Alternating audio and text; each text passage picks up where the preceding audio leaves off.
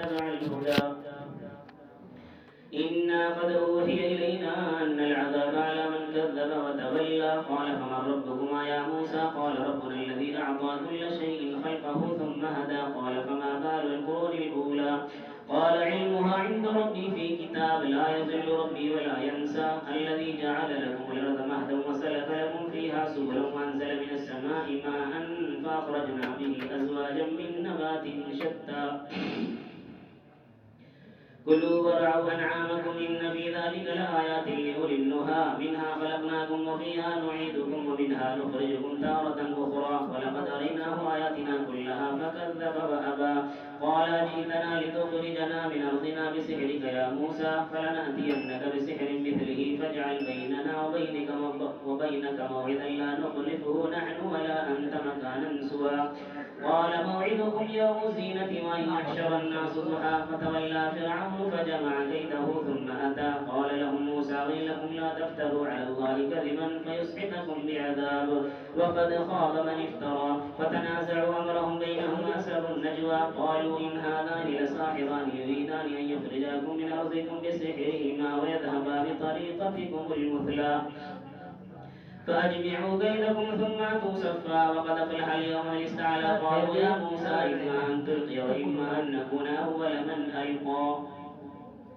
قال بل ألقوا فإذا حبالهم وعصيهم يخيل إليه من سحرهم أنها تسعى. فأوجس في نفسه خيفة موسى. قلنا لا تخف إنك أنت الأعلى وألق ما في يمينك تلقف ما صنعوا إنما صنعوا كيد ساحر ولا يفلح الساحر حيث أتى. فألقي السحرة سجدا قالوا آمنا برب هارون وموسى. قال آمنتم له قبل أن آذن لكم إنه لكبيركم الذي علمكم السحر فلأقطعن أيديكم وأرجلكم من خلاف ولأصلبنكم في جذوع النخل ولتعلمن أينا أشد عذابا وأبقى. قالوا لن نؤثرك على ما جاءنا من البينات والذي فطرنا فاقض ما أنت قاض إنما تقضي هذه الحياة الدنيا. إنا آمنا بربنا ليغفر لنا خطايانا وما أكرهتنا عليه من السحر والله خير وابقى. إنه من يأت ربه مجرما فإن له جهنم لا يموت فيها ولا يحيا ومن يأته مؤمنا قد عمل الصالحات فأولئك لهم الدرجات العلى جنات عدن تجري من تحتها الأنهار خالدين فيها وذلك جزاء من تزكى. الله أكبر. الله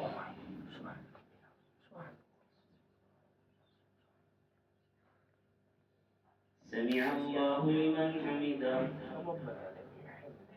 الله أكبر.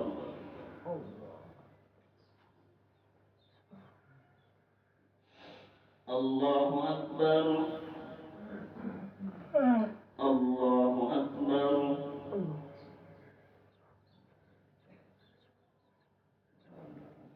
الله أكبر.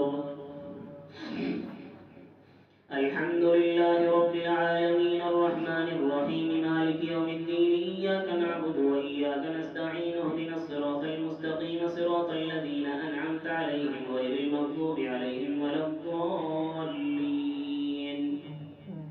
ولقد أوحينا إلى موسى أن أسر بعبادي فاضرب لهم طريقا في البحر يبسا لا تخاف دركا ولا تخشى. فأتبعهم فرعون بجنوده فغشيهم من اليم ما غشيهم وأضل فرعون قومه وما هدى. يا بني إسرائيل قد أنجيناكم من عدوكم ووعدناكم جانب الطور الأيمن ونزلنا عليكم المن والسلوى. كلوا من طيبات ما رزقناكم ولا تطغوا فيه فيحل عليكم غضبي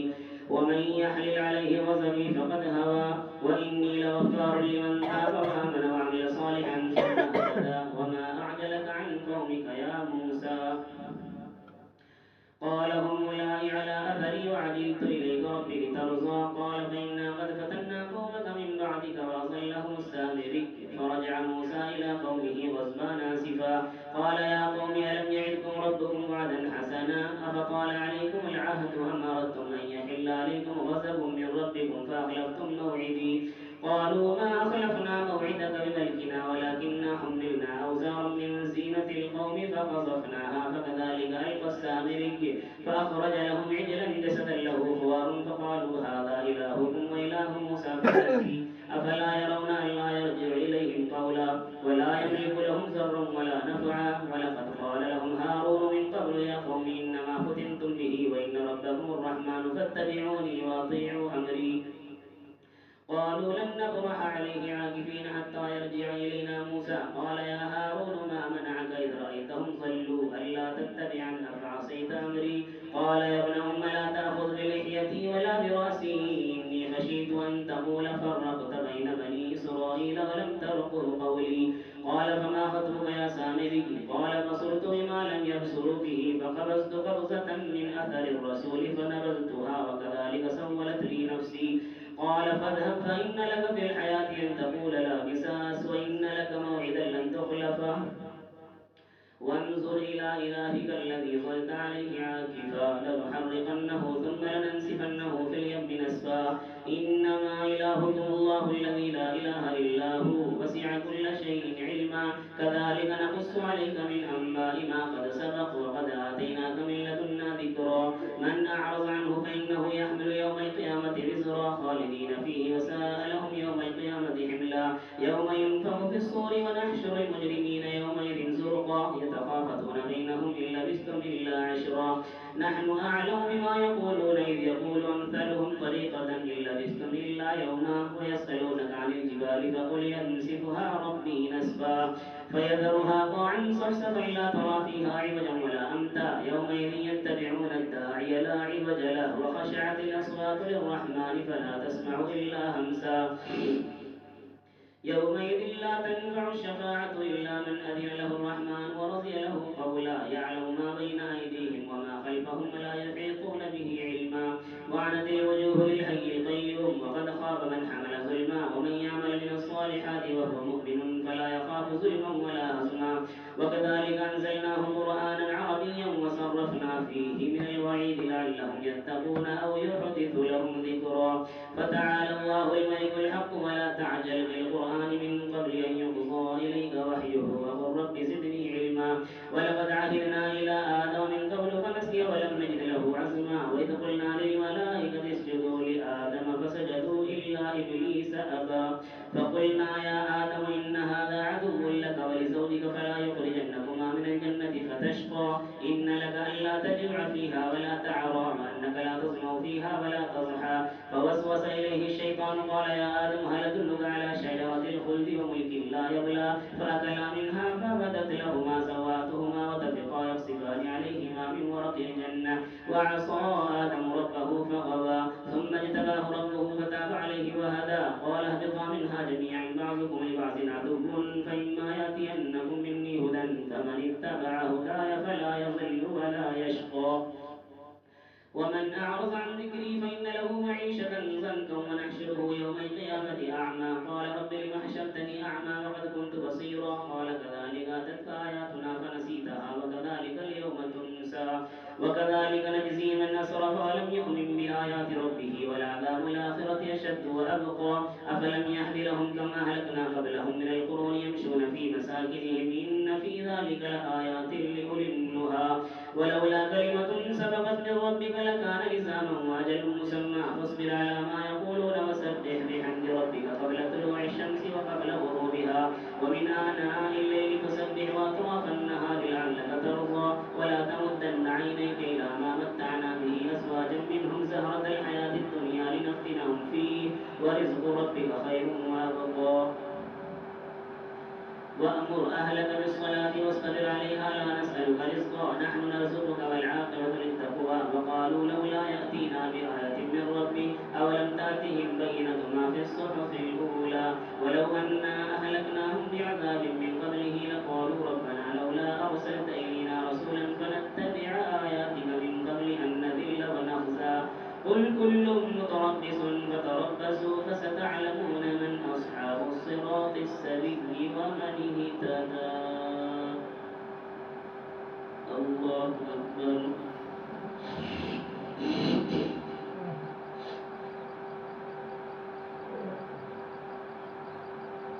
سمع الله لمن حمده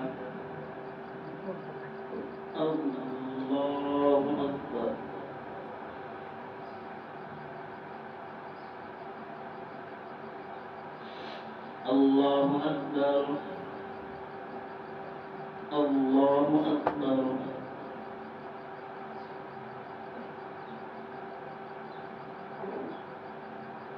الله أكبر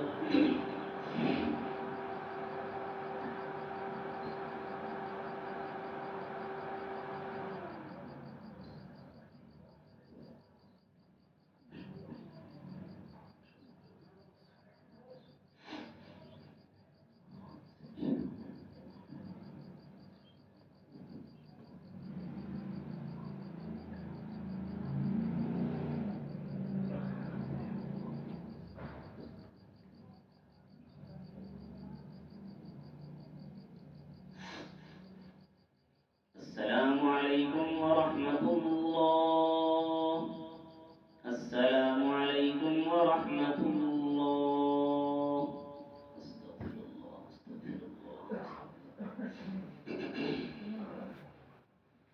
الله الله أكبر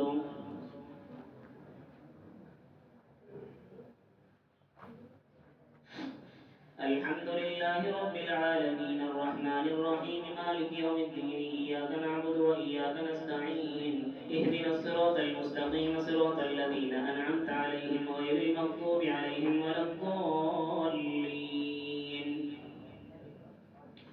اقترب للناس حسابهم وهم في غفلة معرضون ما يأتيهم من ذكر من ربهم محدث إلا استمعوه وهم يلعبون لاهية قلوبهم وأسروا النجوى الذين ظلموا هل هذا إلا بشر مثلكم أفتأتون السحر وأنتم تبصرون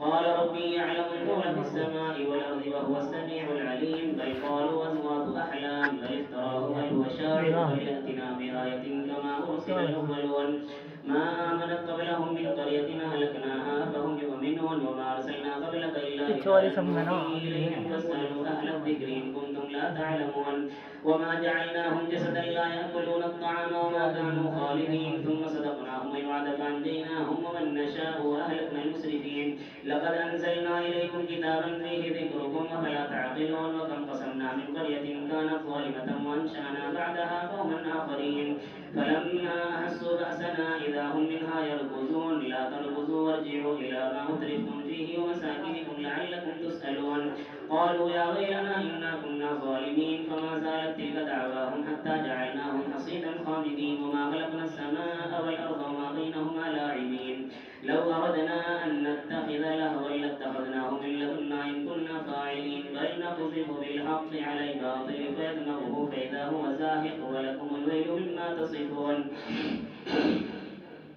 وله من في السماوات والأرض ومن عنده لا يستكبرون عن عبادته ولا يستحسرون يسبحون الليل والنهار لا يفترون اتخذوا آلهة من الأرض هم ينشرون لو كان فيهما آلهة إلا الله لفسدتا فسبحان الله رب العرش عما يصفون لا يسأل عما يفعل وهم يسألون أم اتخذوا من دونه آلهة قل هاتوا برهانكم هذا ذكر من معي وذكر من قبلي بل أكثرهم لا يعلمون الحق فهم معرضون وما أرسلنا من قبلك من رسول إلا نوحي إليه أنه لا إله إلا أنا فاعبدون وقالوا اتخذ الرحمن ولدا سبحانه بل عباد مكرمون لا يسبقونه بالقول وهم بأمره يعملون يعلم ما بين أيديهم وما خلفهم ولا يشفعون إلا لمن ارتضى وهم من خشيته مشفقون ومن يقل منهم إني إله من دونه فذلك نجزيه جهنم كذلك نجزي الظالمين أولم يرى الذين كفروا أن السماوات والأرض كانتا رتقا ففتقناهما وجعلنا من الماء كل شيء حي أفلا يؤمنون وجعلنا في الأرض رواسي أن تميد بهم وجعلنا فيها فجاجا سبلا لعلهم يهتدون وجعلنا السماء سقفا محفوظا وهم عن آياتها معرضون وهو الذي خلق الليل والنهار والشمس والقمر كل في فلك يسبحون وما جعلنا لبشر من قبلك الخلد أفإن مت فهم الخالدون كل نفس ذائقة الموت ونبلوكم بالشر والخير فتنة وإلينا ترجعون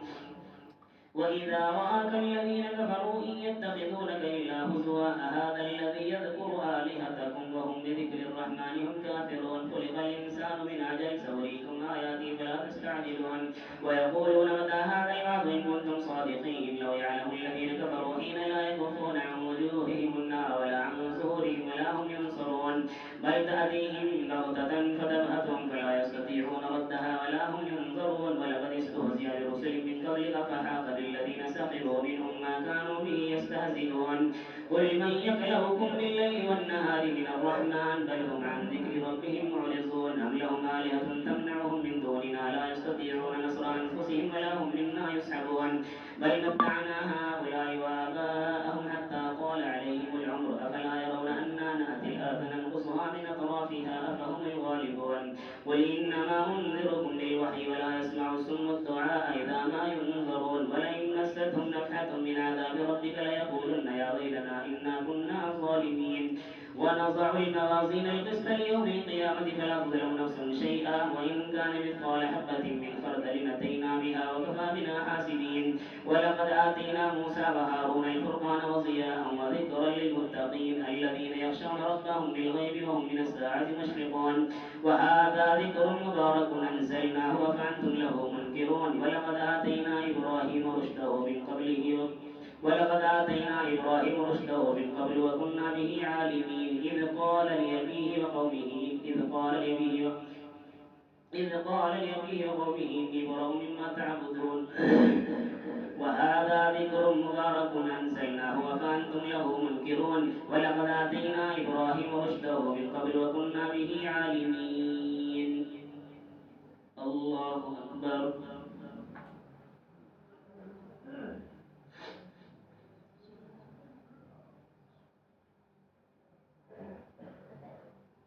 سمع الله لمن حمده الله أكبر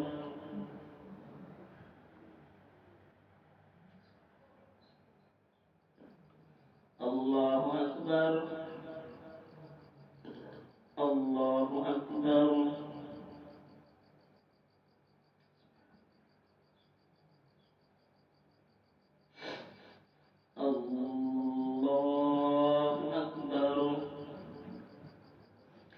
الحمد لله رب العالمين الرحمن الرحيم مالك يوم الدين إياك نعبد وإياك نستعين اهدنا الصراط المستقيم صراط الذين أنعمت عليهم غير المغضوب عليهم ولا الضالين ولقد آتينا إبراهيم رشده من قبل وكنا به عالمين إذ قال لأبيه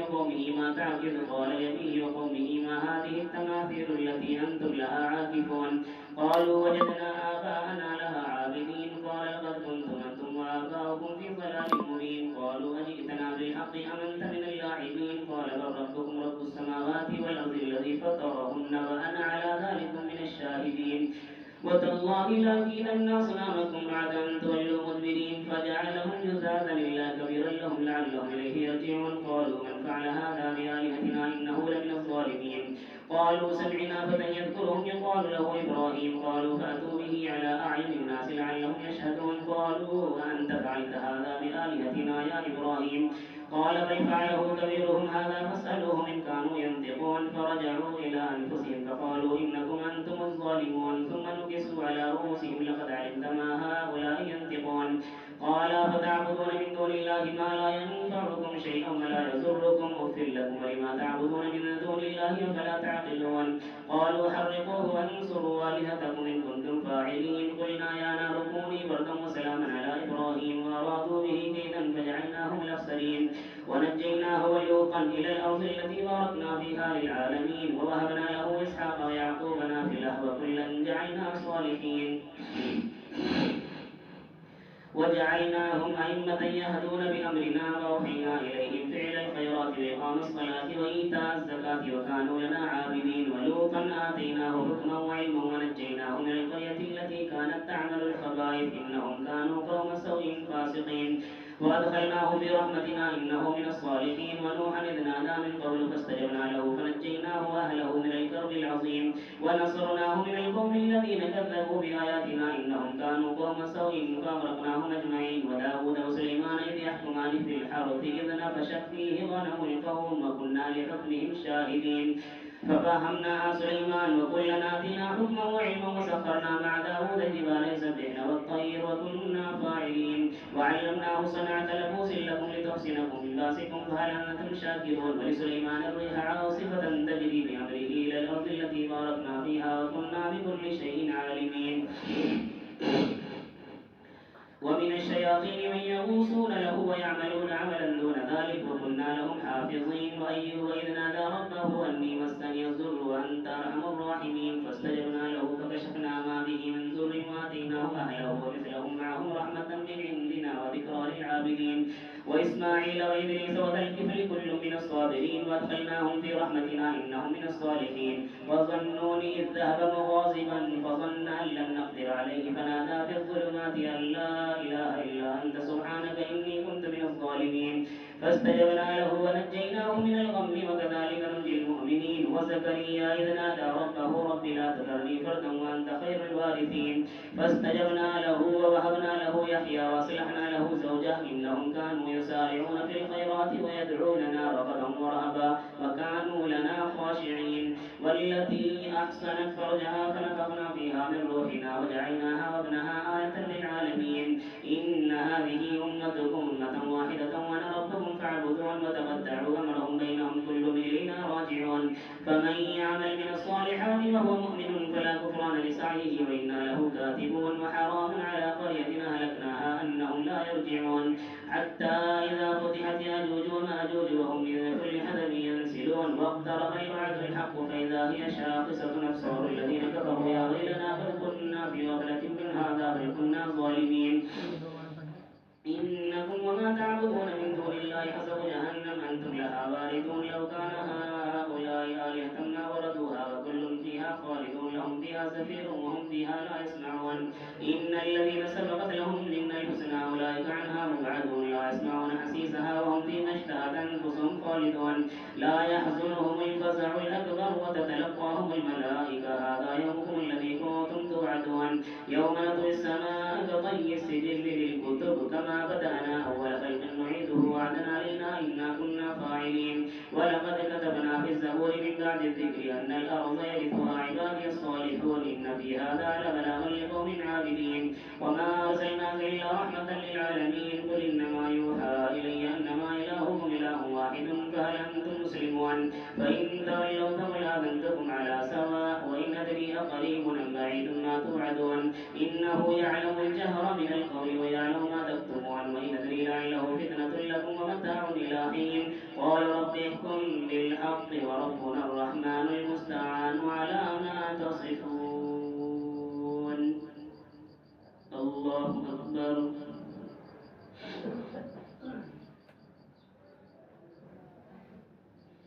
سمع الله لمن حمده الله أكبر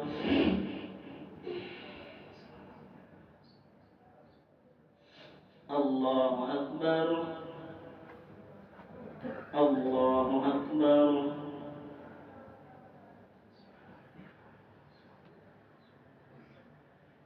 الله أكبر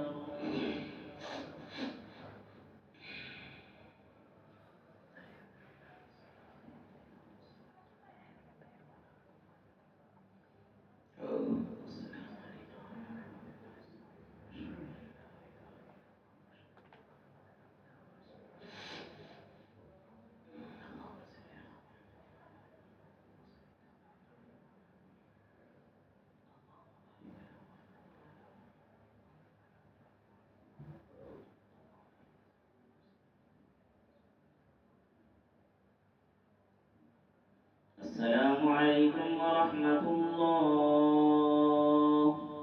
السلام عليكم ورحمة الله أستغفر الله أستغفر الله أستغفر الله سبحان الله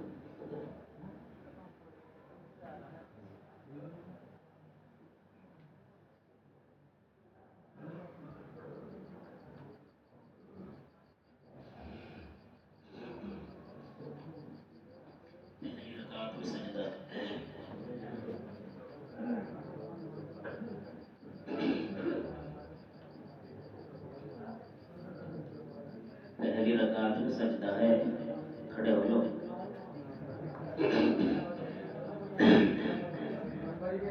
पानी लेके चलना पानी अल्लाहु अकबर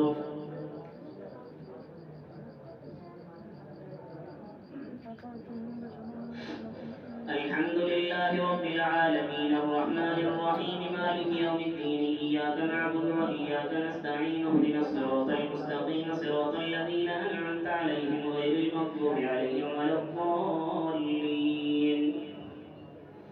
يا أيها الناس اتقوا ربكم إن زلزلة الساعة شيء عظيم يوم ترونها تذهل كل مرضعة عما أرضعت وتضع كل ذات حمل حملها وترى الناس سكارى وما هم بسكارى ولكن عذاب الله شديد. ومن الناس من يجادل في الله بغير علم ويتبع كل شيطان مريد كتب عليه أنه من تولاه فأنه يضله ويهديه إلى عذاب السعير. يا أيها الناس إن كنتم في ريب من البعث فإنا خلقناكم من تراب ثم من نطفة ثم من علقة ثم من مضغة مخلقة وغير مخلقة لنبين لكم ونقر في الأرحام ما نشاء إلى أجل مسمى ثم نخرجكم طفلا ثم لتبلغوا أشدكم ومنكم من يتوفى ومنكم من يرد إلى أرذل العمر لكي لا يعلم من بعد علم شيئا. وترى الأرض هامدة فإذا أنزلنا عليها الماء اهتزت وربت وأنبتت من كل زوج بهيج ذلك بأن الله هو الحق وأنه يحيي الموتى وأنه على كل شيء قدير وأن الساعة آتية لا ريب فيها وأن الله يبعث من في القبور. ومن الناس من يجادل في الله بغير علم ولا هدى ولا كتاب منير. وإذا قيل لهم ثاني عطفه ليضل عن سبيل الله له في الدنيا خزي ونذيقه يوم القيامة عذاب الحريق ذلك بما قدمت يداك وأن الله ليس بظلام للعبيد. ومن الناس من يعبد الله على حرف فإن أصابه خير اطمأن به وإن أصابته فتنة انقلب على وجهه خسر الدنيا والآخرة ذلك هو الخسران المبين. يدعو من دون الله ما لا يضره وما لا ينفعه ذلك هو الضلال البعيد. يدعو لمن ضره أقرب من نفعه لبئس المولى ولبئس العشير. إن الله يدخل الذين آمنوا وعملوا الصالحات جنات تجري من تحتها الأنهار إن الله يفعل ما يريد. من كان يظن أن لن ينصره الله في الدنيا والآخرة فليمدد بسبب إلى السماء ثم ليقطع فلينظر هل يذهبن كيده ما يغيظ. وكذلك أنزلناه آيات بينات وأن الله يهدي من يريد. إن الذين آمنوا والذين هادوا والنصارى والصابئين من آمن بالله واليوم الآخر وعمل صالحا إن الذين آمنوا والذين هادوا والنصارى والصابئين من آمن بالله واليوم الآخر وعمل صالحا فأولئك لهم جزاء الضعف بما عملوا. وكذلك أنزلناه آيات بينات وأن الله يهدي من يريد. إن الذين آمنوا والذين هادوا والنصارى والمجوس والذين أشركوا إن الله يفصل بينهم يوم القيامة إن الله على كل شيء شهيد. ألم تر أن الله يسجد له من في السماوات ومن في الأرض والشمس والقمر والنجوم والجبال والشجر والدواب وكثير حق عليه العذاب ومن يهد الله فما له من مكرم إن الله يفعل ما يشاء.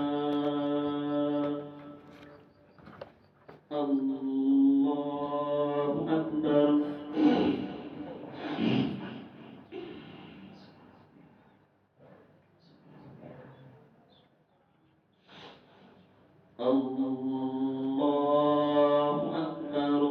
هذان خصمان اختصموا في ربهم فالذين كفروا قطعت لهم ثياب من نار يصب من فوق رؤوسهم الحميد يسهر به ما في بطونهم والجلود ولهم مقامع من حديد كلما أرادوا أن يخرجوا منها من غم أعيدوا فيها وذوقوا عذاب الحريق. إن الله يدخل الذين آمنوا وعملوا الصالحات جنات تجري من تحتها الأنهار يحلون فيها من أساور من ذهب ولؤلؤا ولباسهم فيها حرير وهدوا إلى الطيب من القول وهدوا إلى صراط الحميد. إن الذين كفروا يصدون عن سبيل الله والمسجد الحرام الذي جعلناه للناس سواء العاكف فيه والباد ومن يرد فيه بإلحاد بظلم نذقه من عذاب أليم. وإذ بوأنا لإبراهيم مكان البيت ألا تشرك بي شيئا وطهر بيتي للطائفين والقائمين والركع السجود وأذن في الناس بالحج يأتوك رجالا وعلى كل ضامر يأتين من كل فج عميق ليشهدوا منافع لهم ويذكروا اسم الله في أيام معلومات على ما رزقهم من بهيمة الأنعام. فكلوا منها وأطعموا البائس الفقير ثم ليقضوا تفتهم وليوفوا نذورهم وليطوفوا بالبيت العتيق ذلك ومن يعظم حرمات الله فهو خير له عند ربه وهو حلت لكم الأنعام إلا ما يتلى عليكم فاجتنبوا الرجس من الأوثان واجتنبوا قول الزور حنفاء لله غير مشركين به ومن يشرك بالله فكأنما خر من السماء فتخطفه الطير وتهوي به الريح في مكان سحيق ذلك ومن يعظم شعائر الله فإنها من تقوى القلوب لكم فيها منافع إلى أجل مسمى ثم محلها إلى البيت العتيق ولكل أمة جعلنا منسكا ليذكروا اسم الله على ما رزقهم من بهيمة الأنعام فإلهكم إله واحد فله أسلموا وبشر المخبتين الذين إذا ذكر الله وجلت قلوبهم والصابرين على ما أصابهم والمقيم الصلاة ومما رزقناهم ينفقون والبدن جعلناها لكم من شعائر الله لكم فيها خير فاذكروا اسم الله عليها صواف فإذا وجبت جنوبها فكلوا منها وأطعموا القانع والمعتر كذلك سخرناها لكم لعلكم تشكرون لن ينال الله لحومها ولا دماؤها ولكن يناله التقوى منكم كذلك سخرها لكم لتكبروا الله على ما هداكم وبشر المحسنين إن الله يدافع عن الذين آمنوا إن الله لا يحب كل خوان كفور أذن للذين يقاتلون بأنهم ظلموا وإن الله على نصرهم لقدير الذين أخرجوا من ديارهم بغير حق إلا أن يقولوا ربنا الله ولولا دفع الله الناس بعضهم ببعض لهدمت صوامع وبيع وصلوات ومساجد يذكر فيها اسم الله كثيرا ولينصرن الله من ينصر إن الله لقوي عزيز الذين إن مكناهم في الأرض أقاموا الصلاة وآتوا الزكاة وأمروا بالمعروف ونهوا عن المنكر ولله عاقبة الأمور وإن يكذبوك فقد كذبت قبلهم قوم نوح وعاد وثمود وقوم إبراهيم وقوم لوط وأصحاب مدين وكذب موسى فأمليت للكافرين ثم أخذتهم فكيف كان نكير فكأين من قرية أهلكناها وهي ظالمة فهي خاوية على عروشها وغير معطلة وقصر مشيد أفلم يسيروا في الأرض فتكون لهم قلوب يعقلون بها أو آذان يسمعون بها فإنها لا تعمى الأبصار ولكن تعمى القلوب التي في الصدور ويستعجلونك بالعذاب ولن يخلف الله وعده وإن يوما عند ربك كألف سنة مما تعدون وكأين من قرية أمليت لها وهي ظالمة ثم أخذتها وإلي المصير قل يا أيها الناس إنما أنا لكم نذير مبين فالذين آمنوا وعملوا الصالحات لهم مغفرة ورزق كريم والذين سعوا في آياتنا معاجزين أولئك أصحاب الجحيم وما أرسلنا من قبلك من رسول ولا نبي إلا إذا تمنى ألقى الشيطان في أمنيته فينسخ الله ما يلقي الشيطان ثم يحكم الله آياته والله عليم حكيم ليجعل ما يلقي الشيطان فتنة للذين في قلوبهم مرض والقاسية قلوبهم إن الظالمين لفي شقاق بعيد وليعلم الذين أوتوا العلم أنه الحق من ربك فيؤمنوا به وتخبت له قلوبهم وإن الله لهادي الذين آمنوا إلى صراط مستقيم ولا يزال الذين كفروا في مرية منه حتى تأتيهم الساعة بغتة أو يأتيهم عذاب يوم عقيم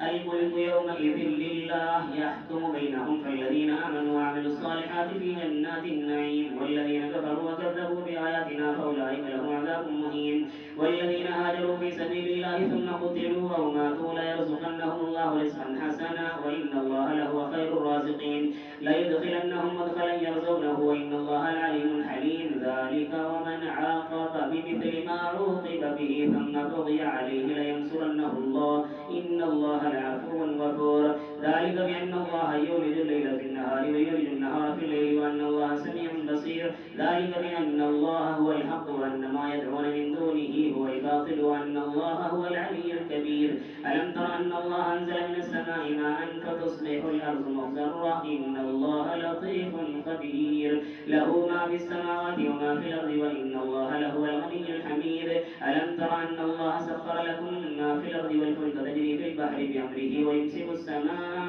أن تقع على الأرض إلا بإذنه إن الله بالناس لرؤوف رحيم وهو الذي أحياكم ثم يميتكم ثم يحييكم إن الإنسان لكفور لكل أمة جعلنا منسكا هم ناسكوه فلا ينازعنك في الأمر وادع إلى ربك إنك لعلى هدى مستقيم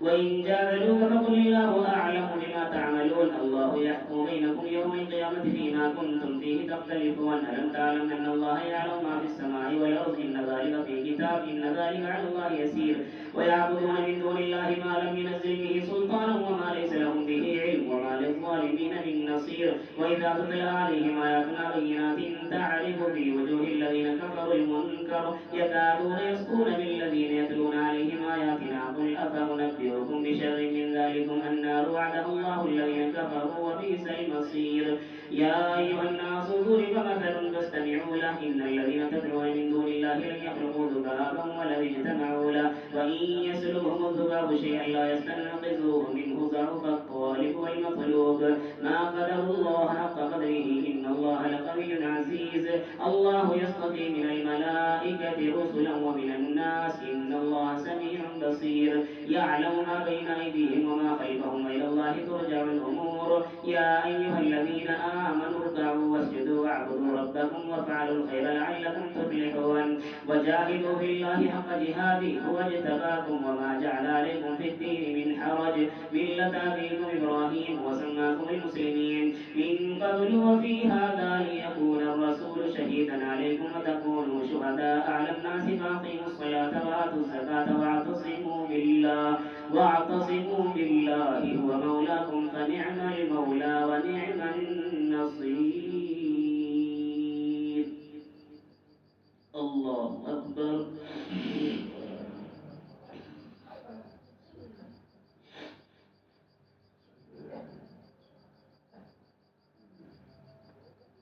سمع الله لمن حمده الله أكبر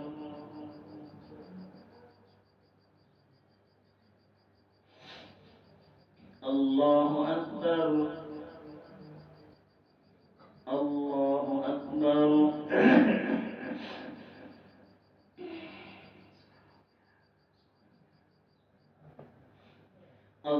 الله أكبر الحمد لله رب العالمين الرحمن الرحيم مالك يوم الدين إياك نعبد وإياك نستعين اهدنا الصراط المستقيم صراط الذين أنعمت عليهم غير المغضوب عليهم ولا الضالين قد أفلح المؤمنون الذين هم في صلاتهم خاشعون والذين هم عن اللغو معرضون والذين هم للزكاة فاعلون والذين هم لفروجهم حافظون إلا على أزواجهم أو ما ملكت أيمانهم فإنهم غير ملومين فمن ابتغى وراء ذلك فأولئك هم العادون والذين هم لأماناتهم وعهدهم راعون والذين هم على صلواتهم يحافظون أولئك هم الوارثون الذين يرثون الفردوس هم فيها خالدون ولقد خلقنا الإنسان من سلالة من طين ثم جعلناه نطفة في قرار مكين ثم خلقنا النطفة علقة فخلقنا العلقة مزغة فخلقنا المزغة عظاما فكسونا العظام لحما ثم أنشأناه خلقا آخر فتبارك الله أحسن الخالقين ثم إنكم بعد ذلك لميتون ثم إنكم يوم القيامة تبعثون ولقد خلقنا فوقكم سبع طرائق وما كنا عن الخلق غافلين وأنزلنا من السماء ماء بقدر فأسكناه في الأرض وإنا على ذهاب به لقادرون فأنشأنا لكم به جنات من نخيل وأعناب لكم فيها فواكه كثيرة ومنها تأكلون وشجرة تخرج من طور سيناء تنبت بالدهن وصدغ للآكلين وإن لكم في الأنعام لعبرة نسقيكم مما في بطونها ولكم فيها منافع كثيرة ومنها تأكلون وعليها وعلى الفلك تحملون ولقد أرسلنا نوحا إلى قومه فقال يا قوم اعبدوا الله ما لكم من إله غيره أفلا تتقون فقال الملأ الذين كفروا من قومه ما هذا إلا بشر مثلكم يريد أن يتفضل عليكم ولو شاء الله لأنزل ملائكة ما سمعنا بهذا في آبائنا الأولين إن هو إلا رجل به جنة فتربصوا به حتى حين قال رب انصرني بما كذبون فأوحينا إليه أن يصنع الفلك بأعيننا ووحينا فإذا جاء أمرنا وفارت النور فاسلك فيها من كل زوجين اثنين وأهلك إلا من سبق عليه القول منهم ولا تخاطبني في الذين ظلموا إنهم مغرقون فإذا استويت أنت ومن معك على الفلك فقل الحمد لله الذي نجانا من القوم الظالمين الصالحين وقل رب أنزلني منزلا مباركا وأنت خير المنزلين إن في ذلك لآيات وإن كنا لمبتلين ثم أنشأنا من بعدهم قرنا آخرين فأرسلنا فيهم رسولا منهم أن اعبدوا الله ما لكم من إله غيره أفلا تتقون وقال الملأ من قومه الذين كفروا وكذبوا بلقاء الآخرة وأترفناهم في الحياة